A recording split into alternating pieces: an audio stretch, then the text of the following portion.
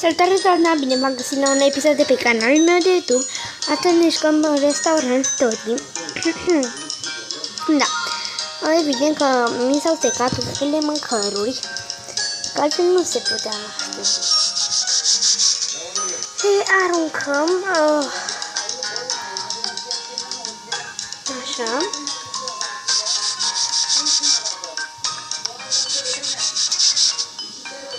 Le ștergem și le înlocuim cu niște preparate noi.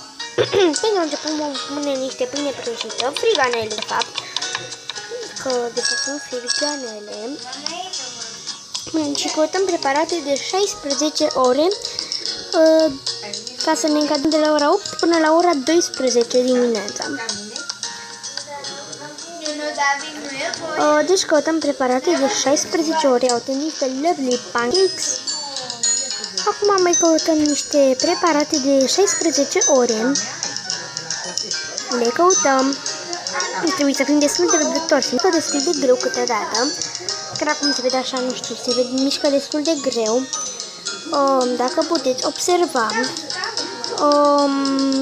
deși este o aplicație destul de frumoasă, e chiar interesantă, numai că se mișcă mai greu și e posibil ca pe cameră să se aude un pic mai încet și unele nevoi, deoarece am niște musafiri și mie mi-a venit să filmez. Să filmez. Deci am zis să filmez și da. Am mai găsit niște roast beef, altele nu mai am. Le punem la gătit. Să căutăm aici niște de de unde poți face burgeri. Da, nu avem. Da, e logic. Dar nu are nimic. Mai avem aici încă unul. Să mai punem niște clătite, dar ce sunt foarte bune. Îmi plac clătitele. Uite, sunt gata și reganelele noastre. Acum punem și aici clătite. Bun, le preparăm și pe acestea. Bun. Am destul de multe dulciuri, dar nu este nicio problemă. Bun.